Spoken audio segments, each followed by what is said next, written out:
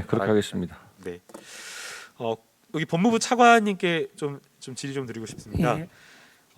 올해부터 그 형사소송법 개정이 되고 많은 그 변화가 있었던 것으로 아는데요. 예.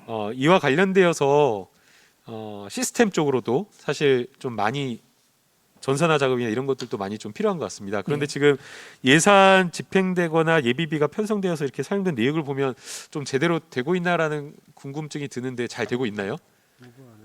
이게 그 킥스 등을 비롯해서 전산화가 필요한 사업에 대해서는 추진단을 꾸려서 지금 체계적으로 진행 중에 있습니다. 이게 결국에는 형사자법 정보 시스템이 검찰과 경찰 간에 제대로 좀 이렇게 원만히 안 된다라고 하면 정보 교환이 안 된다고 하면 실질적으로 수사에도 좀 차질이 있을 수밖에 없어서 이 지금 형사사법 절차 전산화 사업이 좀 잘 돼야 될 것 같은데 차질 없이 되고 있다라고 저희가 봐도 될까요? 예, 의원님께서 워낙 중요한 사업일 수도 있다 보니까 우려하시는 바도 있으실 것 같은데요. 크게 걱정하실 것은 없을 것으로 예상이 됩니다. 지금 현재로서는 크게 차질 없이 절차적으로 진행되고 있다고 말씀드리겠습니다. 네.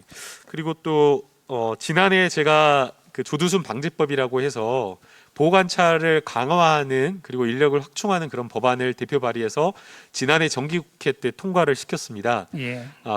그러나 또 최근에 또 불미스러운 아주 안타까운 있어서는 안 될 사건이 또 있어서 지금 전자감독과 관련되어서 보호관찰과 관련되어서 지금 제도적으로 충분하게 설계되어 있는 거냐 허점은 없는 거냐라는 이런 또 평가가 있고요. 실제 여러 가지 것들을 지적하지만 조두순 말고 강윤성 말고 1대1 아주 철저한 전자감독이 필요한 출소자들 재소자들 그 보호관찰 대상자들이 있다라고 하는데 지금 법무부에 지금 여러 가지 검토 사항은 어떤 상황이 있나요? 예, 우선 최근에 그런 재범 전자감독 대상자들의 재범 사건으로 인해서 좀 국민들이 우려스러운 상황이 발생을 했습니다. 다시 한번 좀 송구스럽게 생각을 하고요. 지금 2008년도에 전자감독 제도가 도입이 되는데요. 그동안에 인력 확충이라든지 제도 개선 등은 조금씩 이루어지고 있습니다. 그러나 여전히 전담 인력이 부족한 상황이고요. 또 그와 관련된 예산도 부족한 상황이고 그렇습니다. 그리고 또 긴급 출동 프로세스라든지 아니면 다른 수사기관 간의 공조 이런 문제들도 지금 조금씩 문제가 드러나서 그 부분도 체계적으로 제가 작년에 그 조두순 방지법을 통과시키려고 노력할 때 법무부에 사건 터지고 또 이런 일 있어가지고 또 인력 부족하다 제도가 부족하다 이런 이야기 하지 말고 한 번에 할 때 제대로 하고 여러 가지 현장에서의 법 집행이나 이런 거 제대로 잘할 수 있도록 하자라고 했었는데 예. 또 인력이 부족하다라고 말을 해버리면 예. 국민에게 무슨 말을 저희가 할 수 있을지 근데 아시다시피 답답합니다.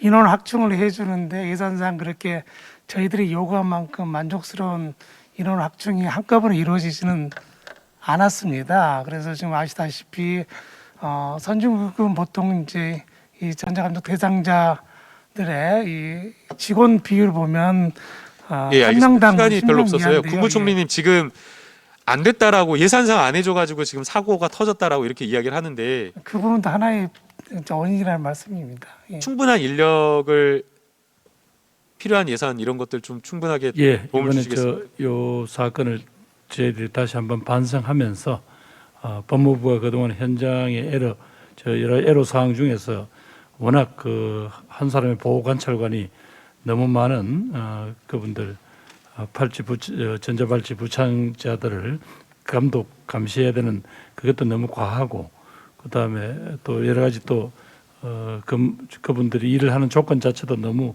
열악했다라는 그런 게 있으니까 곧 이제 저희들이 찾아서 보완하도록 하겠습니다. 네, 빠르게 좀 대책이 마련돼서 보완이 돼야 한다 보고요. 현장의 목소리나 이런 것들을 보면 사실은 이분들이 심야에 근무하거나 이런 것들을 하지 않으려고 하는 경향이 많고 그러다 보니까 보호관찰 대상자로 대상된 여러 사건 사고가 야간, 주간보다 또 야간에 일어나는 경향이 많은데 오히려 야간에 배치된 인력이 부족한 곳이 상당히 또 많다라고 합니다. 그래서 그러한 어떤 현장의 상황을 충분하게 좀 고려해서 인력에 대한 수요 이런 것들을 좀 정확하게 제대로 좀 평가한 다음에 좀 예산 그에 뒷받침 예산도 좀 확보를 노력해 주시기 바랍니다. 예, 그렇게 하겠습니다. 네, 그리고 그 차관님, 저희가 검찰 특활비와 관련되어서 굉장히 많은 좀 지적을 했었는데요. 그 당시에 저희 국회에서 특활비와 관련된 문제 지적을 했을 때 특활비가 사적으로 유용되거나 아니면 수사 위의 다른 목적으로 전용되지 않도록 철저하게 관리 감독하겠다라고 했는데 이거 제대로 되고 있을까요? 예, 그 이후에 그 외에 지금 그 아까도 언급이 좀 됐습니다만은 그 특활비에 대해서 어떻게 사용되는지, 누구에 사용되는지, 얼마가 사용되는지 그런 구체적인 내용을 내부적으로는 지출 내역 기록부를 작성하게 돼 있고 그거를 일정 기간 동안에 대검은 검찰은 대검 감찰부에서 그리고 법무부는 법무부 감찰관이 그 감찰을 하도록 제도적으로 마련을 했습니다. 그런데 지금 이걸 보게 되면 대검에서 수사정보정책관이 지금 굉장히 어떻게 보면 직권을 남용했다라고 볼 만한 지금 사안이 터진 것이 아닌가라는 생각이 됩니다. 그래서 과연 특활비가 제대로 범죄 정보 수집이라든가 아니면 수사를 위해서 필요한 곳에 쓰이고 있는지도 좀 의심스러운 상황인 건데요. 지금 그 고발 사주와 관련된 의혹이 계속 제기가 되고 있습니다. 해당 내용이나 이런 것들을 보게 되면 단순하게 그런 의혹 수준이 아니라 야당의 김웅 의원이 텔레그램으로 고발장과 관련된 내용 그리고 단순하게 고발장뿐만 아니라 고발에 필요한 여러 가지 증거들까지 캡처하고 또 거기에는 일반인들이 접근하기 어려운 판결문까지 개인정보가 나와 있는 판결문까지 다 첨부를 해가지고 이것을 검찰 고위 간부에게 전달을 했다라는 것이거든요. 네. 이러한 어떤 내용들이 만약 사실이다라고 한다면 단순하게 이게 어떤 검찰권의 사유화다라고 평가하기 어렵고 이 고발 사주를 했다라고 하는 시기 자체가 가장 민감하다라고 할 수 있는 선거 바로 직전에 이루어져서 결국에는 이 직권 남용을 통해서 고발 사주를 통해서 선거에 개입하려고 했던 것 아니냐라는 그런 강한 의심이 됩니다. 네. 그래서 여기에 대해서 법무부가 감찰을 신속하게 해야 되고 또 지금 김웅 의원이 했던 여러 가지 진술이나 이런 내용을 보면 심지어는 고발장을 본인이 작성했다라고 이야기를 하고 있습니다. 그런데 이 고발장을 작성해가지고 그냥 작성한 것이 그친 것이 아니라 검찰에 법리적으로 물어봤다라는 이런 진술을 하고 있어서 사실상 검찰과 내통하면서 소통하면서 상호 의견을 주고받으면서 이러한 것들을 긴밀하게 계속해왔던 거 아니냐. 이 건 말고도 다른 사건도 그랬던 거 아니냐라는 합리적 의심을 하게 됩니다. 그래서 이 부분에 대해서 철저한 감찰 그리고 필요한 경우 수사를 해주실 것을 부탁을 드립니다, 차관님. 예, 어느 정도 뭐 좀 언론 보도가 되고 있는데요. 윤곽이 어느 정도 드러나면 저희 법무부나 대검에서 필요하면 합동 감찰을 하든지 아니면 강제 수사 전환으로 수사도로 전환할 수도 있다고 생각이 됩니다.